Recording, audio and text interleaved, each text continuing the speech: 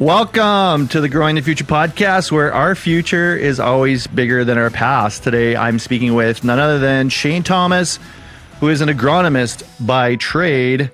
His weekly newsletter, Upstream Ag Insights, is read by more than 2,700 leaders from all over the world. Shane's agronomic passion is the foundation of what drives his curiosity in the industry. His journey in retail exposed him to the impacts of marketing, distribution, and digital strategy for large agribusiness and widened his horizons beyond agronomy. Now, he has taken the leap from being an employee to becoming an entrepreneur, where as a consultant, he is helping companies like ours find their way in the market, and we'll talk about that. You can find him on Twitter at Shane Agronomy and on Instagram as Upstream Ag Insights. Today, Shane and I will be discussing his weekly newsletter, where the puck is going in ag, you don't want to miss that, and some of the work that he is now doing for different companies in the industry, including, but not limited to, the product playbook that he built recently for Aberhard Ag Solutions. Welcome to the show, Shane. Thanks for having me, Dan. Been a long time listener. I think this is season 3 now, and love what you guys are doing here. You and Terry. I was corrected once when I assumed it was just you, and so love what you and Terry are doing here. And so I appreciate you giving me the opportunity to come on and talk with you. Absolutely, we're loving what we're doing, and it's a great opportunity to talk to folks like yourself. So everyone in the industry is wondering, Shane, why are you writing such a massive newsletter weekly? How do you do it? Yeah, I think that's probably the most common question I get asked these days, to be honest with you. And it really stems back to my desire to learn and continuously improve. And, you know, I've always been reading a lot of, I'm kind of eclectic and like to constantly be reading and bringing in new information. One of my sayings or little personal mantras is always be capturing. So I'm always trying to capture new information, pull in new insights and thoughts. And I was always reading all these different publications, journal articles, business reviews, all these different things. And I would find that I'd sit there and then I'd be like, okay, you know, how can I actually deploy this? How can I utilize this in my day to day? And it was all kind of just floating around randomly in my head instead of in this nice, concise, able to pull on to talk to people like yourself or talk to other people in the industry about. And I was kind of all over the place, as I still am in some ways. But I started actually writing for myself just in a Word document. I'm like, I need to start actually putting some of the biggest news into a Word document, writing my thoughts and what I think the implications are, so I can actually go back and see how was I thinking about this? Was it accurate? Was I wrong? That sort of thing. Actually making sure I thought about the implications. And I did that for about, I don't know, probably 2 months before I started Upstream, because I wanted to stay up on what was going on. And I found that the discipline was a bit of a struggle. And I kind of went back to my early agronomy days when I had individuals like Sean Haney who allowed me to write on real agriculture and write about agronomy and agronomic things. And what I found is that helped me learn. But then I also got feedback from leaders in the industry. I still remember when I wrote this article on, I can't even remember the specific topic, but it had to do with water quality issues. And I had Tom Wolfe actually reach out after he read it, and he's like, hey, Shane, just so you know, like you miss something here. I think I had something wrong about, I can't remember if it was bicarbonate or something like that, but he pointed out, and I was like, oh man, like I don't want to be putting wrong information out into the world. So this feedback loop, I got this inkling of a feedback loop, and from someone like Tom Wolfe, who's obviously a leader in the industry when it comes to spray quality, understanding how to get those pesticides and products onto the target site. And so it was a pretty cool learning curve for me in that instance. And so I said, hey, you know what? I need to start doing that again, where I can actually get some of this feedback, some of this information and background. And so it really just stemmed from that. And so I said, hey, you know what? I'll put it out there that I'm going to do it weekly. That'll help force me to do it. It'll also hopefully get people that are reading it, giving me their thoughts, whether they agree, because then you can kind of see where your train of thought is in the right spot and where it's a little bit off. And so I started doing that. And really, that was kind of the principal start of it. And then, you know, the other factor of it too was I read this, I don't know what it was once, I think it was an article, and it said you need to do as much networking as you can before you're 30. Like if you can get a wide network earlier, it'll compound. And so I was like, oh man, I need to start doing this. And I think I looked at newsletter as an opportunity to do that and consistently build out the individuals that I was able to talk to that were maybe reaching out, but further to that, really build a brand. And I think that goes back to one of my other sayings that I kind of reinforce to myself constantly is, if you don't have a brand, then you're a commodity. And so you're undifferentiated, you're maybe not recognizable to people that want to have a conversation. And so I wanted to kind of have this, call it brand, that people wanted to reach out and have conversations. And I think that's how you and I started to talk more frequently, as well as because I was writing more frequently. And so that helped out a lot. And I think the other factor that comes into it as well is you look at the industry and I call it the industry. It's a very small portion of ag that I focus on, obviously very much on the large scale farm production in Western Canada and kind of into the Midwest and that sort of thing. But if you go into the tech industry, you go into the finance industry, you go into the real estate industry, there's people that are constantly talking about the so what of these announcements, these different partnerships, these different technologies coming out, whether they're relevant, how they're relevant, these sorts of things.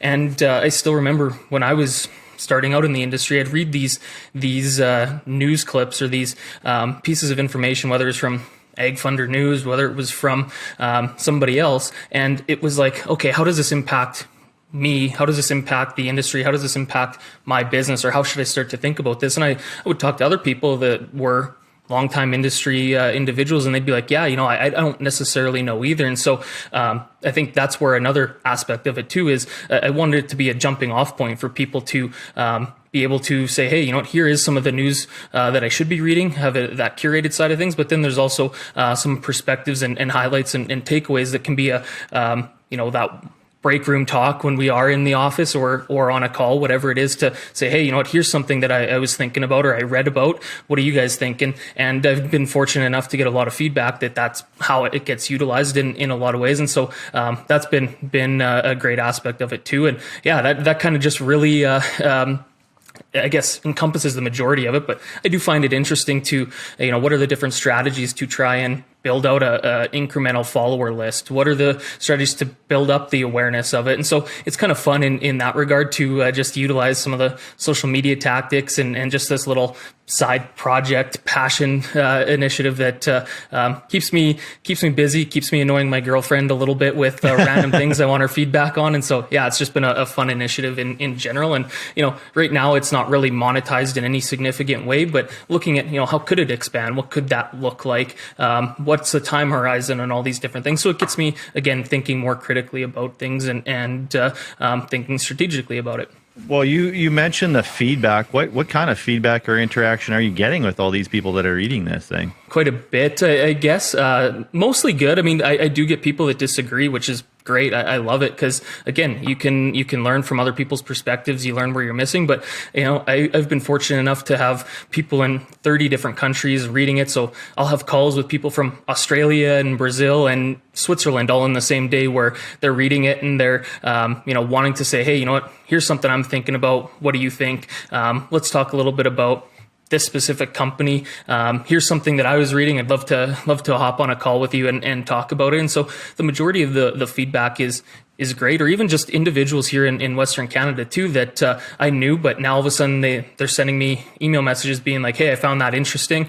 Here's how I kind of think about it, which anytime I can get into the president of some of these large manufacturing companies in Canada sending me an email and they're sending their thoughts, it's pretty powerful to help me see what they're thinking about and learn and really better identify what's going to be relevant in what's happening in the industry. And so, yeah, that's the sort of feedback that comes back. And sometimes people just are sending me pieces of news information that they're like, hey, I thought you might find this interesting. So again, I just all of a sudden sped up the news and information I wouldn't have seen. I get reports sent in and all these different things. So I'm pretty lucky to have people that are like, think of me to send those pieces of information and feedback. And so it's been great. 2021, we have more information at our fingertips at a single Google sentence than our ancestors could have absorbed in 100 or 1,000 or 10,000 years. how do you do it all? The amount of writing involved and all the articles that you're reading. I mean, it's a tremendous amount of information. How are you synthesizing that on a weekly basis? Yeah, I just prioritize it, I guess, is probably the best way. I get asked that quite a bit too. But I mean, I get up in the morning and, go work out and do a little bit of fitness to stay in shape. And then I sit and read for another hour and a half with a bunch of emails, a bunch of newsletters, a bunch of different books. And so I spend time there and focus on it. I do have what I would almost call like, a FOMO of information. Like I almost get anxious if I don't have this constant influx. I probably have the opposite of what people have when they have too much information or too many things coming at them. It's a little bit overwhelming. Whereas if I look at my inbox and I'm like, oh man, there's not a bunch of new things to learn. I'm like, what am I missing? Why don't I have this information? And so I constantly like having that information coming. So I prioritize reading it in the morning. And then in the evenings, same sort of thing. I use what's called Instapaper for some of the most interesting articles I read. I send it automatically, the link. So sometimes I won't read it if a newsletter comes in during the day, and I'll skim it and be like, hey, you know what, this looks interesting. Click on it, send it to my Instapaper. And then that evening I sit, read it and think about it. And I'll put it into my, call it cloud document for Upstream. And usually some of the bigger news pieces I'll start kind of thinking about in my head that week. And then typically on Thursday night or Friday night or Saturday, I just sit down and prioritize reading it. And, full disclosure, I think some of the COVID side of things has helped with that. Obviously, there's not as much going on, but even I think comes back to the prioritization side of things. I remember we were going to go away for the weekend and leave on the Saturday at 7:30, and so I knew I didn't have Upstream done at that point. So I got up at 4:30 and sat there for 3 hours and pounded out before hitting the road. And so I think you know yourself as an entrepreneur. If you are prioritizing things, you focus on it, and you just kind of have that as a non-negotiable. It's something that you execute day in and day out. And I think part of now what helps me as well kind of stay up on it is I do have more readership and I talk about it consistently. And so if all of a sudden I stop sending it or I don't do as good of a job, I don't want to have to deal with the ramifications of that. So it kind of helps me in that regard. But I think it just comes down to being a bit of a anxious information person and just loving the whole process of learning. I mean, to me, it's if you're the quickest way to be right is to find out when you're wrong. And so if I'm constantly reading, I can figure out, hey, I need to iterate, I need to think, I need to continually find this information. And what I find is as I learn more, I realize how much I don't know. And so then it's kind of this little cycle of continuous deeper dives into different things. And I think sometimes I'm a little bit eclectic, so my scope gets a little bit too wide in some ways. But I know with Upstream, I do try to prioritize a very focused approach, semi-focused approach, in the sense that I focus on large-scale farming, technology and implications in North America is kind of my focus. Obviously, I'll pull some things in from outside of that where I think there's a nice fit. But agriculture is so wide, you could get overwhelmed in a very, very quick way, but try to stay to that circle of competence where I have an understanding, I have some experience, I have some background, or I have the connections as well to reach out and talk to people, because people are very helpful as well when I have a question on insurance or if I have a question on finance. Those aren't core competencies of mine, but I have individuals that I talk to on a regular basis that support me with resources or thoughts, and so. Yeah, it's just fun. So I think that's the best way to put it. If you make something a passion, it just, you have no issue doing it. I look forward to writing Upstream every single week. For example, it's Friday and I have not written anything yet. So my Friday evening and tomorrow is going to be spent writing, and I'm pumped for it. So. Are you ever taking a break? Do you ever take a clarity break? You ever get off all of the information? No, it's probably much to my girlfriend's dismay. We're beyond, whether it's in Mexico or wherever. I think, you read all the different studies that show, taking a break is good for your mental health, being able to just stop and actually think instead of consume. Consume is a good thing, but and maybe I just haven't prioritized it the way I should, but I just constantly am taking it in, and it's just something that's became part of my day to day, my week to week, and maybe I will try a break one day, but it's been for years. I still remember going on a boys trip to Vegas and Phoenix with a bunch of my buddies, and I went and sat out by the pool, and I was like, I have to read all these different things. Good Morning Prairies and all these different things. And so, it's just some things that it just can't shake. That is hardcore, but I guess that's what produces the product that's getting you to where you are today. I think it's had a big impact on your trajectory as I've been watching it. Tons of information every week coming at us from all angles, and you're distilling it down into a very readable thing that I think many in our industry are enjoying. But you had produced one article specifically. I think you said it was one of your most popular articles that was 10 top trends happening in agriculture. What are some of the takeaways that you're trying to impart to your audience on a regular basis? What do you see is happening in ag? Yeah. So and that was one I wrote, I guess, a year ago now. Basically, I wrote it kind of looking at what does 2030 look like, and I don't claim to be a futurist. I don't claim to have this crystal ball, but I do just tend to look at trends and see what's coming and try and synthesize that into something that makes semi-sense sometimes. Sometimes, it's going to be wrong. I think, I forget there's a Warren Buffett quote that I always constantly remind myself of, where it's like the person that's, creating these forecasts tells you more about the person than it does about the forecast, or it tells you about the future. And so that always has resonated and is pretty humbling to me that if I could really tell the future, I should be spending more time on investing in some stocks that are going to be doing well. But I think for me, I tend to just look at there's all these different technologies. You have the kind of the sensor and the data and the IoT side of things. You have the autonomy side of things. You have carbon and blockchain and biological. So you kind of have all these different call it silos or aspects of agriculture that are coming down the line. And I think it's really the collision of a lot of those that are interesting to look at. And I think one of the most interesting things to me is some of the aspects of how do you utilize data and how do you actually manage the farm. So you kind of have data to utilize from a management perspective. You have it from this, call it consumer perspective, in the sense of the traceability and all these different things coming. And then you have the sustainability or carbon side of things, where it's the data to prove out on that. And I think that's kind of interesting that, data is going to be used in so many different ways. And I think the other aspect of that is we today or traditionally have been looking at data from a backwards facing or a hindsight point of view and using that to try and inform our future decisions, instead of being, where we're getting to through some of this machine learning, the cost of sensors decreasing significantly,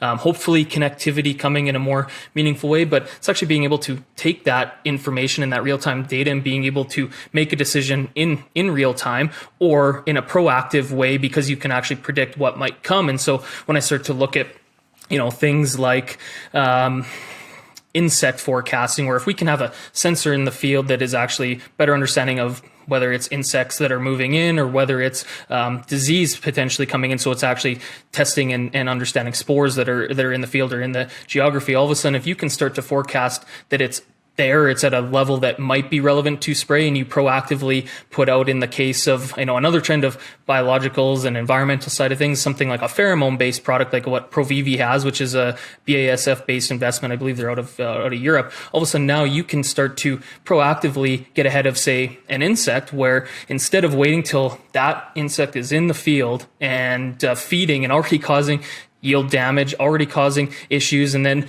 go in and go in and get them at that time with a insecticide or whatever, you could get ahead 2 weeks and force them away from your field, so to speak. And so that's kind of interesting. But I think on top of that is what that also creates is unique business models that I think are beneficial for farmers, because all of a sudden it's not this incremental cost constantly. There's a way to actually tie these together in a way that, hey, you might pay for some of the monitoring, and included in that is this aspect where when you hit that certain threshold, you get access to this, say, pheromone-based product or a biological type of product to help support that push away from the field. And so that's where you kind of start to see there's the sensor technology in there that's actually understanding what sort of diseases or insects are coming in. You have the data computational component, which is more on the call it machine learning or artificial intelligence. That's always the buzzword. And then you have some of the biological aspect coming into that as well. And you could even stack another initiative or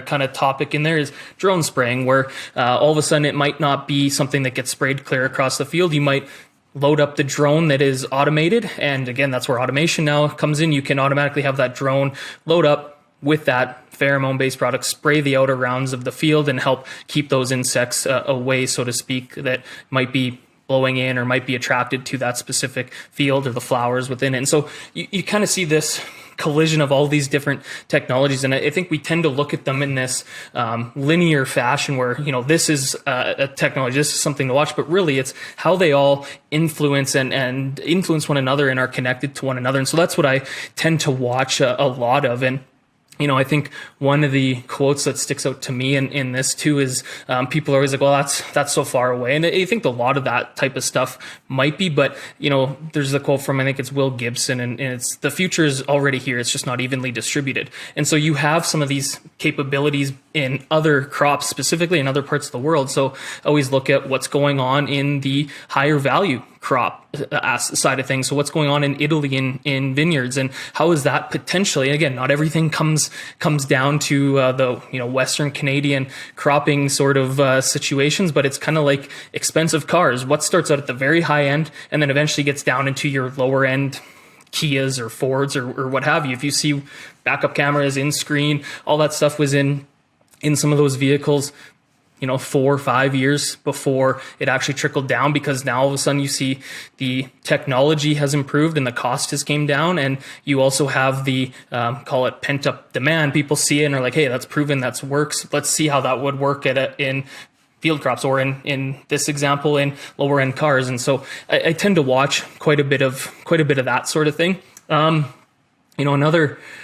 Another interesting one to me is see and spray technology, which I find super compelling. If you look at some of the most rapidly adopted technology in agriculture in the past has been GPS or auto steer, because it's it hits on a very specific pain point in a very specific area of farming. I mean, you have the monotony and the pain of sitting there and having to pay attention, be in a straight line. You have some of the compaction and the actual overlap issues that are at cost. You also have the agronomic side of things, where if you're not in a straight line, you can actually see decreases in yield. And so you kind of see all these incremental costs, incremental yield, and this incremental just human psychological thing that farmers want to get rid of. And so when I start to look at see and spray technology, which is essentially the Blue Rivers that John Deere has purchased or acquired, the Zarvio Bosch partnership, the Weedits, those sorts of things that can actually, you're basically giving sight to a sprayer or a sprayer essentially that can sense and see some of these different weeds and identify what's crop, what's not, and then spray that specific weed accordingly, working at rapid, sub 400 millisecond sort of time frames where it sees it and it can automatically spray. And so I start to look at that, and where if you're not spraying the entirety of a field, and it'll be a little bit longer before that comes into field crops in, say, wheat, where it can identify what's a weed, what's a wild oat, what's wheat, for example. But you start to look at initial applications of pre-burn herbicide application, and now all of a sudden, instead of spraying 100% of that field with your glyphosate and your add-in product that's a group 14 or whatever it might be, you only spray 40% of the field, or you only spray 30% of the field. So you have a direct cost reduction there. So I'm excited about that. I think there's some interesting dynamics around there where it might actually increase some of the operating costs and some of the incremental side of just management and maintenance, because you now have more sensors. But I think that's just the start too, because once you give sight, so to speak, to these sprayers, all of a sudden, what else can that sprayer now see and notice? And so I start to go to nutrient deficiencies. And so you're going over the field. Can you identify where there's deficiencies, or maybe it's just to start, that's a lot more basic of where could incremental N be utilized? So all of a sudden, you might have this adaptation of what tanks are like on a John Deere sprayer, where you might actually have 2 or 3 different sprayers, but they're smaller, but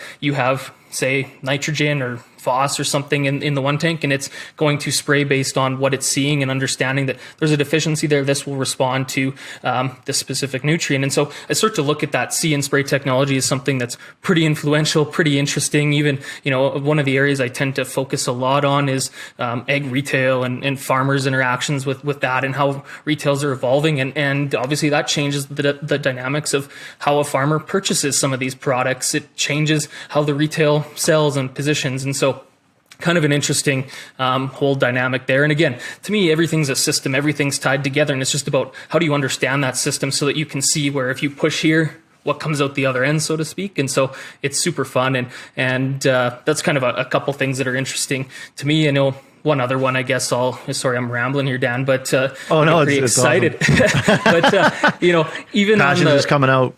Yeah. So even you start to look at how do you understand soil in a more meaningful way? That's really what drives a lot of crop production. We've done a really good job in the past of understanding the physical and chemical aspects of soil. So you can understand the bulk density and the hills, and we can also understand the chemistry side, which is your nitrogen and phosphorus and zinc and so on. But we haven't really done a great job today of what are the biological aspects going on there? And you know this better than a lot of people in Western Canada. You've been focused on this before it was a lot more popular or more interesting. But I'm looking at some of these companies like Trace Genomics or Pattern Ag that are actually looking to better understand that biological aspect. And if you can understand the biological aspect of the soil, you can have better anticipate what is that crop going to respond to. How does the biological, chemical, and physical side of things all interact together. And so I think that's kind of interesting. And on top of that, you start to see what does that mean for types of products that are being sprayed on the field. We've traditionally looked at, it's a chemistry. I'm spraying a herbicide and that's what I'm spraying on the field. And, I've been a big, call it proponent of some of these biostimulants and micronutrients where they're necessary when you understand the soil. And I think as we better understand the soil, we will see more of this dynamic of, we're going to see herbicides with biostimulants built in, or partnerships between some of these different organizations that make micronutrients and make the herbicides or the fungicides. And so that's an interesting dynamic to me. Or in the case of, I'll plug biosulfur, for example, where you have a nutrient, a sulfur, and you have the biological aspect of that's going to enhance the actual breakdown and uptake and utilization of sulfur for that specific field or that specific farm. And so I think we're going to see some more of this integration of these different products. And even this morning, just seeing that UPL, so the old Arista organization that makes the Everest and has seed treatments and fungicides, they actually have one of the largest, I think they're like one of maybe the third biggest biological company or biostimulant company in the world. And they just registered a biostimulant in Canada. And so specific to corn, canola, wheat, I believe. And so all of a sudden you start to look at, they're a biostimulant. They have biostimulants that are proprietary. They also have chemistry that's proprietary. The natural tendency is to merge those together. And so I think we'll see a little bit more of that. And that's, I think, exciting to me. Okay, so obviously there's a lot of new technology coming at us. You're documenting that for everybody who's reading your newsletter every week. But how does a farmer or retailer actually participate in this future that's already here? Yeah, it's a good question. And I think it probably doesn't need to be overly complicated. I think it gets overwhelming. It's like there's all these different things. We don't know what to do. But I think it comes down to just the internal aspect of if I'm a farmer or retailer, but let's focus on the farmer for a second. And if I'm a farmer, where are some of my biggest opportunities? Where are some of my pain points? What is it that I find challenging? And, I think that even just comes to thinking through whether it's with the hired individuals or your son or daughter that are working on the farm or your whoever that is employed there, looking at what could make their lives easier, what could be simple, because that's ultimately it's not using technology for the sake of technology is not the point, right? It's about really trying to improve outcomes, really trying to improve processes, and I think that's where it comes down to really just looking at your farm. Where are some of the where do you see inefficiencies? Where do you see time wasted? Where do you see your neighbors are maybe getting higher yields, or you think you should be getting higher canola yields. Well, let's dig into that. What is that because of a specific area of your farm that it just has lower yields? Well, can we use precision technology to be able to better understand what's going on in those areas? And maybe it makes more sense to take that area out of production. And I'm not saying that as a farmer, you have to do that by yourself, but that's where if you kind of start to look at it, or you go out and look at hiring, whether it's an agronomist, whether it's an organization that offers some of these services, whether it's your retailer, you can start to have those conversations about where is there technology that can help me? Because I think the biggest aspect that gets, especially for someone like me that likes technology, and I think some people take it as, well, I'm not going to take technology and just use it for the sake of using it. And I would never suggest that. I think it just really comes down to understanding your business, your farm, your operation, and figuring out where you can actually improve, whether that's through processes, whether that's through pricing, whether that's through output. There's a number of different ways. And I think that's kind of the starting point, is just thinking about it. What does that mean for your business, and what am I willing to put into effort and time? Whether that's one of the things I'm a big proponent of is a farm should have a small R&D budget. And it sounds kind of fancy, but I think it really just comes down to what kind of money am I going to spend on trials this year, or what am I going to spend on bettering myself from an educational perspective. And so I think that's where a part of it can start as well. And what am I willing to put in from a time perspective? Because a lot of this technology is not, in agriculture, we tend to think in product versus system thinking is kind of how I say it. I don't know if that's the right way to put it, but we think in, well, if I have an issue, I buy a product and I use it and everything is solved. Whereas a lot of this technology it's more similar to a enterprise resource planning software than it is something that's a jug and buy and use and done. It's more about, okay, how do I implement this into my farm? Who do I need to be holding accountable? How do I build out some of the processes? How do I actually manage all of this throughout the year? And because obviously you still need to execute, you still need to put the seed in the ground and spray it and harvest it at the end of the day. So again, it comes down to identifying some of those pain points, identifying some of your own budget, and then identifying some of the time and effort that you're willing to put in. And that's where you can start to really nail down where to participate, how best to participate. And I think there's plenty of opportunity, whether it's on the, I get caught up because I'm an agronomist by background in the, call it, production side of things, but there's technology that helps with grain marketing. There's technology that helps with the operational efficiency of your farm. There's the agronomy side. There's HR. There's all these different things that you can utilize technology. And I think for yourself as a farmer is being able to look inward and be able to start thinking about that critically is kind of the starting point, and then getting the right people in place to support you on it. We have all those pain points, Shane, both in our current business and on the farm, and it's a question of how do you make these products work in a system, and what are the products to use and how to implement them, and what should be the ROI expectations, and to make sense of all this. So recently we had the good opportunity, through getting to know you because of your brand and what you're doing online, we had the opportunity to work together on a project where you're helping us do just that. You're helping us with our thinking about getting something to market. What does that look like? How are you helping companies get there? Tell us a little bit about your consulting. Yeah, I think for you guys, and you guys have been the primary one that I've worked with. I do some advising and contract work as well, but one cool project with you guys more on the launching side of things. And I think this even can probably go back to what we were just discussing, but relevant to what we're going to talk about here now is, just adjusting time horizons of an ROI, just adjusting the time horizon of what is the expectation. We tend to think of, I spend money now, I need to get a return this year. But the reality is farming is a business, is a system. Eberhard Ag Solutions is a system. I mean, you obviously you need the cash flow, you need to get to the next year, all these different things, but expanding that time horizon of what does an ROI look like. And I think that's part of even going back to how data and technology is going to help farming is being able to expand some of that time horizon and knowing that data compounds, processes compound, all these different things. And so when I started working with yourself and your team, I think it really came down to, we had a conversation about, what are you looking to do? Where are your challenges? Where are your pain points? Kind of like what we just talked about. And you alluded to, risk, some of the mitigating of risk and how do you actually make sure that there's steps in place that are checked off before moving on to the next one. So there's not gaps, there's not holes, there's not this product being brought in that maybe doesn't have a need or a fit in the marketplace. Because ultimately, you guys want to be able to support farmers with products and tools that are going to make them better. And that ultimately is going to be beneficial to Eberhard Ag in the long term. So prioritizing on that customer first. And so,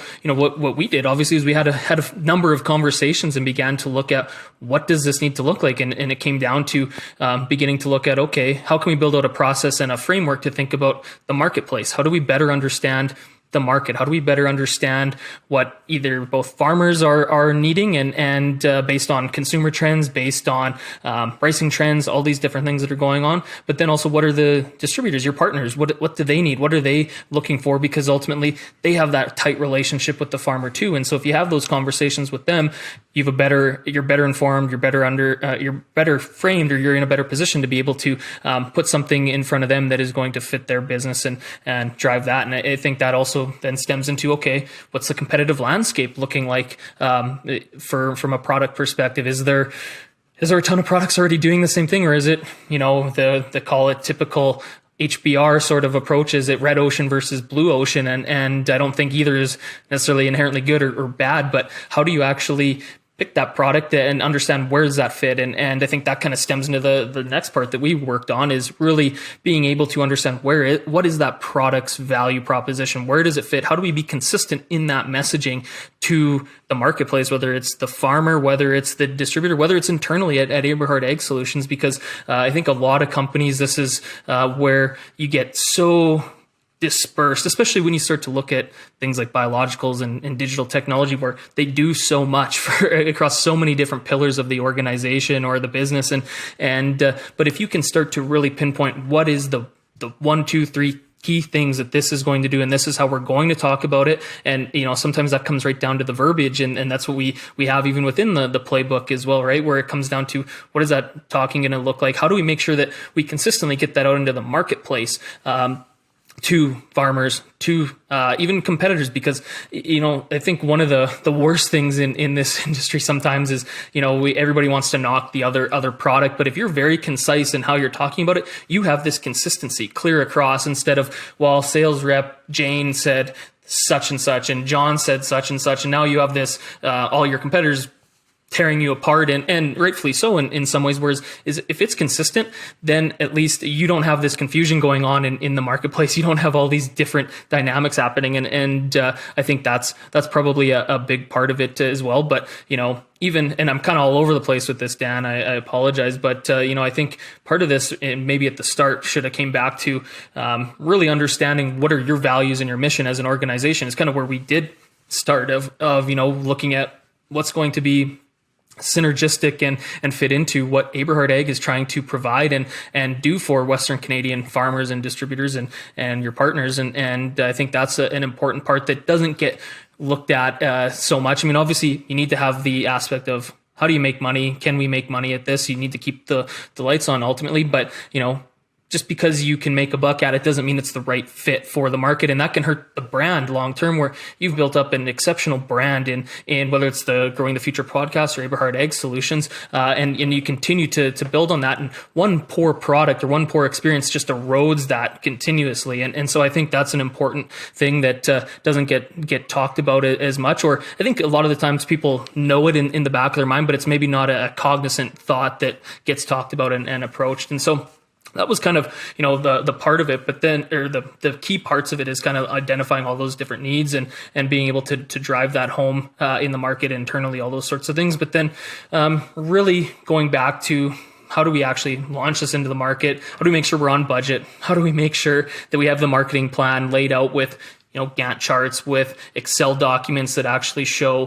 what our forecasts are, and not just for this year. It goes back to how can we start to think 3 or 4 years out so that we are knowing how we're on track and we're understanding the implications of what held us back or what made us get ahead, so to speak, in some ways, where we actually sold more than we thought was possible or had budgeted. And so I think that's a big part of it. And even on the trialing side, how do you ensure that there's a proper trialing process to know that? And I mean, I think part of this comes back to you need the data to support what you're trying to say, but customer experience with the product is one of the most under talked about things in agriculture. This is not specific to Western Canada. This is just, I think in general, we don't think about how does that customer's experience with the bulky product or a jug that doesn't slam or a really viscous paint-like product. And sometimes there's formulation concerns in the sense that that's just a reality of that active ingredient or that microbial-based product. But that's something to note. And how do we overcome that? How do we create messaging that we are getting ahead of that in the marketplace so that this is not a surprise to the customer? This is not an issue where they have to take out their screens. This is not something that is just causing us headaches, because again, that goes back to, no matter, you could have one of the most efficacious products out there. You could have one of the best digital tools, but if it's taking you 37 clicks to get to where you need to be, or if it's taking you an extra hired individual to go out and do incremental jug slamming, or taking all these jugs to the your retail or whatever recycling form you're using, it just, that's all part of the experience of that product, of that of your brand, and everything's an extension of that. And so being cognizant of all this is really what, when I was putting it together and working with you on it, is really was trying to think about, and how does Eberhard Ag stay ahead of every single one of those things as you're going through the product. And it's tough, right? I mean, I don't think there's a specific answer, but if you're cognizant of those different things and you have them at least in the back of your mind, it becomes sometimes it's as simple as having a conversation with that product manufacturer, or sometimes it's as simple as ensuring your staff know or have a piece of paper to give on from a sell sheet perspective or something like that. But it's just comes down to trying to stay ahead of it. And you'll never eliminate all risk, but can you eliminate a significant portion of the risk, 98% of it or something like that? And I think that's where, when it comes to this process, when it comes to looking at things like this, is the goal and the ultimate target is just make sure that there's all these different things are at least being thought about in some way, shape, or form. And I know, you and I talked as well, where you're like, oh man, there's a lot of things. How do we distill this down into something? Yeah, like which actually is. I mean, I'm a kind of a geek when it comes to all these little intricacies of stuff. But I think, working with you, what I liked is that it forced me to think, okay, well, you don't need to do every little intricate thing all of the time, but what are the 10 things that are going to make this playbook successful for Eberhard Ag? And so we worked at putting that together, where it's, here's the quick and dirty, where you can actually get something together in a more efficient time effective fashion versus a 3-month process or a 6-month process that might play out. But I think ultimately the beauty of it is that you can go that in depth, or you can still feel confident that you've eliminated the majority of the risks. You are getting ahead of the majority of the things, instead of having these surprises come up later when you do use that short to the point approach. I think it's really important to ask the check writers before you go to market. I think that's key, and I like having a plan regardless of how things go. When you implement the plan, I mean, things can go sideways, but at least if you have a plan, like everybody has a plan until you get punched in the face. Yeah. According to Mike Tyson, who should know. And that was just my thoughts, is how do we frame our activities around this so we're not flailing all over and creating all this risk and confusion and lack of clarity on the team and with the dealers and everything. And as you're talking, I'm thinking about what a useful tool that would be for farmers, is to take that one big question, what should I be using on my farm and how to use it, and create a playbook for that.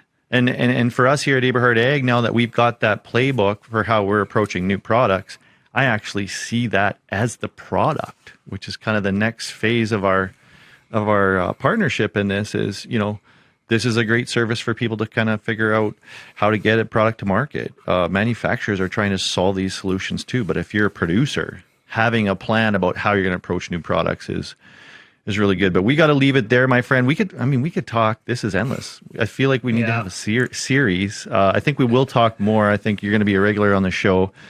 But I got to say, man, first of all, I'm super excited that you're taking the entrepreneurial leap, and I'm really proud of you. That was really cool, because I was talking to you before you became an entrepreneur.